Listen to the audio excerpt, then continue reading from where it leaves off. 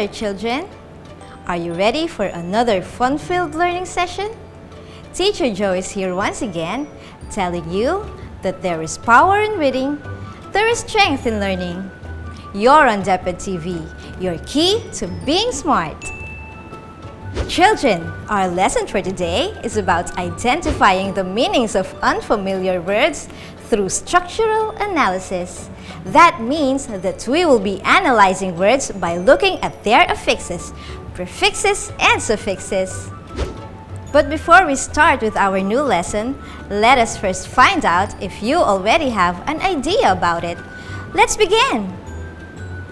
I have here 5 words in column A, and you are going to find their meanings in column B.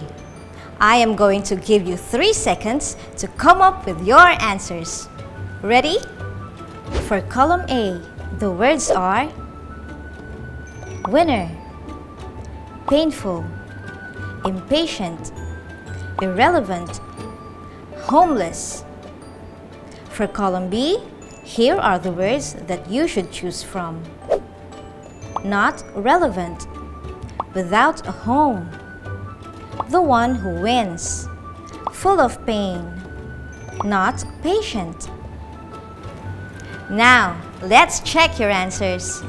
Number 1, the meaning of the word winner is letter C, the one who wins. Number 2, painful means full of pain, which is letter D. The meaning of impatient in number 3 is letter E, not patient. Next is number 4. The meaning of irrelevant is letter A, not relevant. And for the last number, the word is homeless, and its meaning is letter B, without a home. Words are amazing! There are thousands of words that confuse us. You can try to memorize words from the dictionary to enrich your vocabulary. But another alternative is to identify the meaning of the words by analyzing its parts. To analyze the parts of a word means studying it. In our lesson, you will be able to give the meaning of words not only by using the dictionary, thesaurus, and online resources, but also through considering the letters added before or after a word. Fun, isn't it? Before we move on, can you still remember our lesson last time? I want you to get your pen and paper for a quick review. Direction: read the paragraph below. Then, answer the questions that follow. How are you going to find the meaning of an unfamiliar word in the dictionary? First, look at the first letter of the difficult word. Second, use the guide words found at the top part of the dictionary. Next, start looking for the specific unfamiliar word on the same page. Then, copy the meaning of the unfamiliar word and memorize it if you want to. Lastly, repeat the previous steps every time you use a dictionary in getting the meaning of unfamiliar words. Number 1. What is the paragraph all about? Is it letter A, steps in finding the meaning of unfamiliar words using a dictionary? Or letter B, steps in pronouncing words using a dictionary? Or is it letter C, steps in using a thesaurus?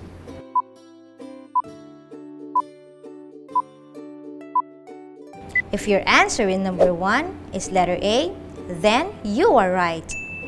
The paragraph is about the steps in finding the meaning of unfamiliar words using a dictionary. Number 2. What type of text is the given paragraph? Is it letter A, problem and solution? Or letter B, descriptive? Could it be letter C, procedural or sequence?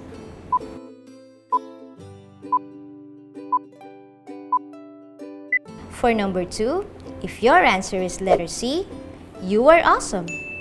The type of text in the given paragraph is procedural or sequence. Number 3, what signal words were used to indicate steps or procedures in looking for words in a dictionary?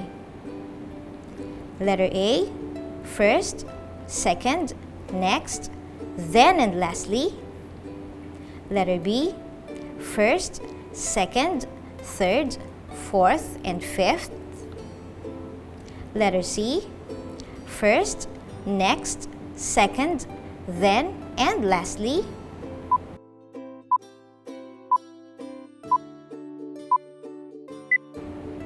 The answer for number 3 is letter A. And if you have the same answer, then you are correct. The signal words used were first, second, next, then, and lastly. So, how was it, children? Pretty easy, huh? Let us see if you have really mastered the lesson. If you got a score of 4 to 5, it means you are now ready to learn a new lesson. But if you got 3 and below, you can review again. There is enough time for mastery. Here, let Teacher Jo help you. In the last paragraph that we have read earlier, we mentioned that a procedural or sequence type of text provides steps or procedures on how to do a certain thing. Some texts are presented in a structure that discusses a problem and a solution. These are called problem and solution text. A descriptive text is written to describe an object, a person, place, event, or idea. Do you see these pictures? What do you think is the word that can best describe them? Can you guess our mystery word? Let's see. If you have a medal, a golden cup, a beauty queen like Catriona Gray, and if you're very good at something like Manny Pacquiao, then you must be a champion. Now, who among you have guessed our mystery word? Catriona Gray and Manny Pacquiao are just a few of the Filipinos who have brought pride to our country. They are world-class champions. Now let us play. Let's see if you can bring out the word master in you. We are going to do a crossword hunt. Game? Let's start. Complete the crossword puzzle using their meanings for clues. Oh, this is where you're going to put words in. Now, let's start with the words across. For number 1, the word that we are looking for means displaying grace or beauty in action.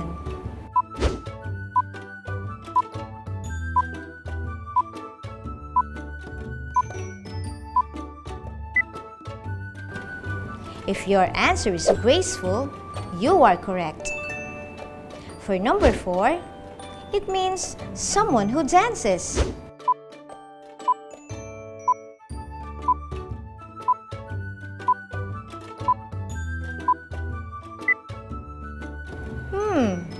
Are you thinking of the word dancer? You're right, it really is dancer. For number 5, the word that we are looking for means showing or expressing passion in doing something.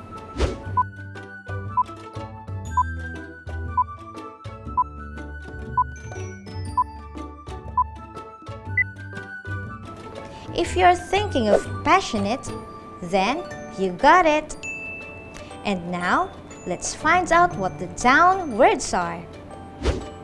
For number 2, the word that we are looking for is the other term for the word winner. Can you guess what the word is?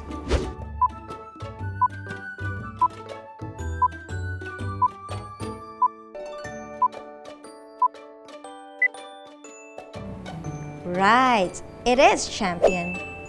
For number 3, it is the word that refers to ability, skill, or talent.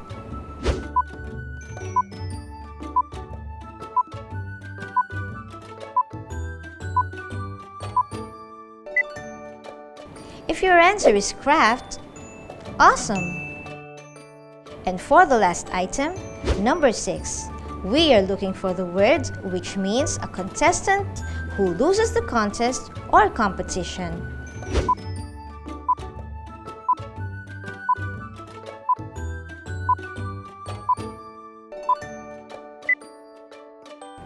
Do I hear the word loser? Great! Good job, children! Have you ever experienced being a champion? Let me ask you, what is the essence of being a real champion? Do you hear what I hear, children? It's reading time again, reading time, it's reading time again. Reading time, there will be lots of stories of fabulous things, and there'll be lots of stories of kings and queens. It's reading time again, reading time, it's reading time again. Reading time, it's a world of adventure for us to see. Imaginations can be captured for you and me. It's reading time again. Reading time, it's reading time again. Reading time, it's reading time again. Reading time.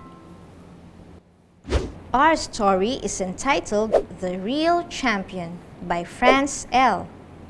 Oh, before I forget, the main character in our story will be played by Chi-Chi. Say hi, Chi-Chi. Hi! Aya Chanel is a graceful dancer. She loves to join events such as dancing competitions. There are times when she ends up being the loser of the event, but that has not stopped her from becoming more passionate about her craft. She continuously joins more exciting dance competitions. Win or lose, it doesn't matter. What matters most are the lessons learned and friends gained in every contest. That is the true essence of being a real champion. Did you understand the story? Let us see how well you understood the story by answering the following questions. I'm an avid reader, avid reader, avid reader. Reading takes me on a ride to another world. An avid reader, avid reader, avid reader.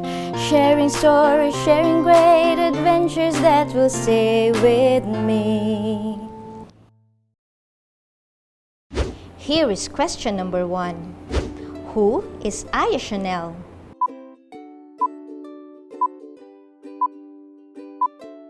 Did you say Aya Chanel is a graceful dancer?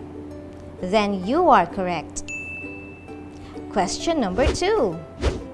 What is her talent?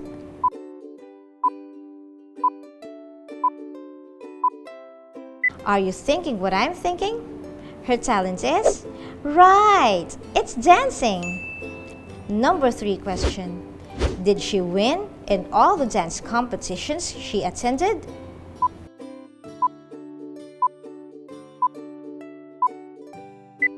Is your answer no? That's right, because she loses sometimes in a dance competition. Next question is, what attitude is shown by Aya Chanel every time she loses?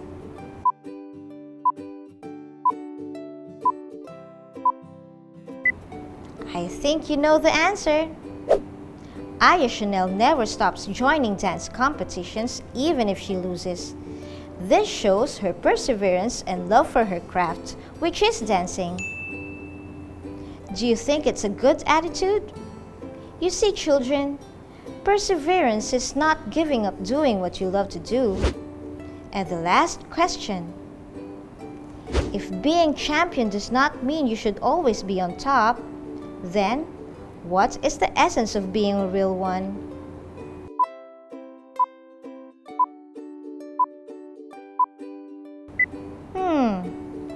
Tough question.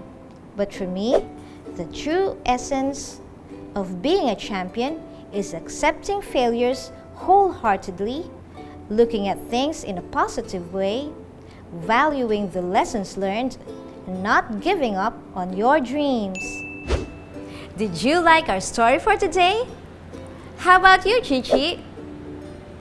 Say bye-bye to Chi-Chi for now. Hi, children. I was reading this storybook when I remembered a line from my favorite story. It says, "Nothing is impossible if you believe in your dreams." Let us read the underlined words in the sentence. Impossible. Have you observed something, children? What do you think is its root word? If your answer is possible, you got it. Possible is the root word of impossible. It is joined by an affixed "im" to change its meaning. Possible means capable of happening, but when joined by the affix "im", it becomes impossible, and it now means not capable of happening or not possible. Let us try another word, colorful. Did you say its root word is color? You're right again. The root word color, when joined by the affix "full", will become colorful. Colorful means full of colors. Have you observed the affixes in the words impossible and colorful? The affix in the words impossible is added at the beginning of the root word possible, while the affix in the word colorful is added at the ends of the word color. That is because affixes have two types. The prefix is an affix that is added before a root word, and suffix is an affix that is added after a root word. Let us study some prefixes.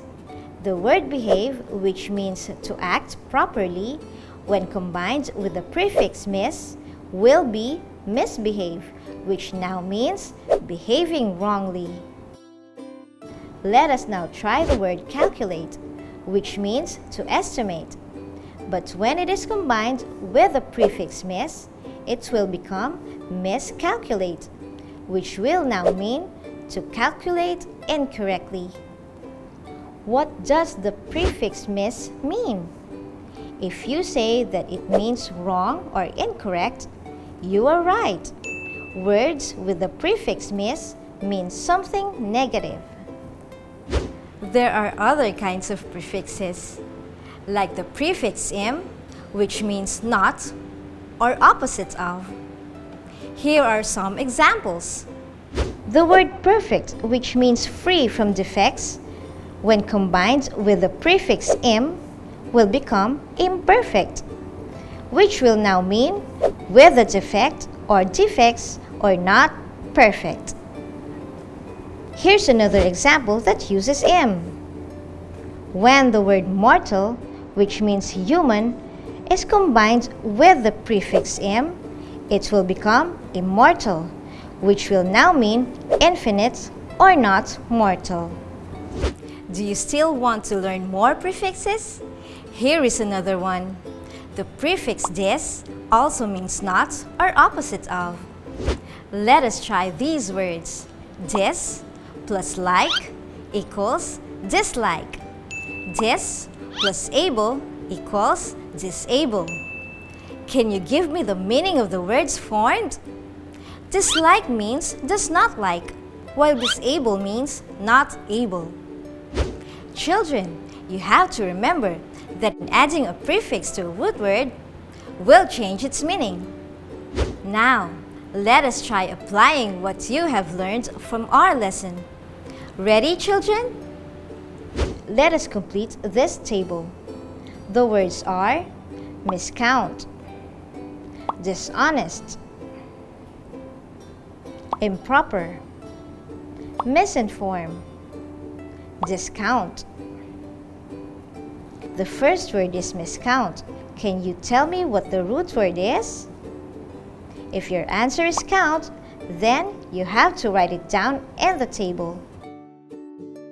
What is its prefix? I think I heard the prefix miss. Great going, children! Now, what do you think is its meaning? If your answer is count wrongly, then you are correct. The second word is dishonest. What is its root word? If honest is what you have in mind, then you got it. What do you think is its prefix? If your answer is this, you're getting better every time. Now, what is its meaning? The meaning of dishonest is not honest. Let's now go to the third word, improper. Do I hear proper as its root word? Yes, marvelous. Its prefix is super. It really is im. The new meaning of the word formed is not proper. Here's the second to the last word. It is misinform. What do you think is its root word? Fantastic!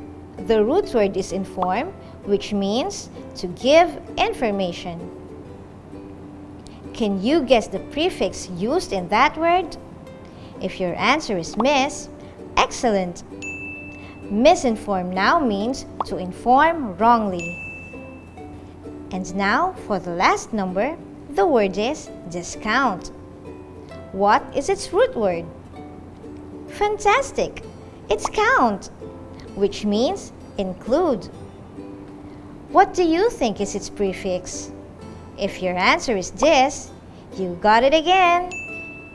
If you think that the meaning of the word discount is not counted or not included, you did it again. Amazing effort, my dear children. You are getting better every time. I have to congratulate you on that. So, did you have fun learning our lesson for today? And before I say adieu, I'd like you to listen to a quote from Taylor Swift. Books train your mind to have the imagination to think big. Again, this is Teacher Jo. Goodbye.